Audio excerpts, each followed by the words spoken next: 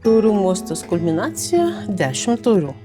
Tai absoliuti emocinė pilnatvė, šeimos laimė ir harmonija su aplinka. Kortoje matome laimingą porą, vaikus ir vaivorykštę su 10 taurių. Tai ramybės, meilės ir saugumo simbolis. Jei 9 kalba apie asmeninę laimę, tai 10 yra apie laimę dalintis ją su kitais. Ši korta kalba apie ilgalaikius ryšius, namų šilumą ir bendruomeniškumą. Tai jausmas, kai esi namuose ne tik pastate, bet ir savo širdyje bei santykiuose. Tai konfliktų pabaiga ir taikos metas. Taurių 10 moko mus, kad didžiausia vertybė yra meilė ir ryšys su artimaisiais. Tai korta apie svajonės išsipildymą kolektyvinėme lygyje. Taurių 10 pamoka yra ta, kad harmonija gyvenime pasiekiama per meilę ir atleidimą.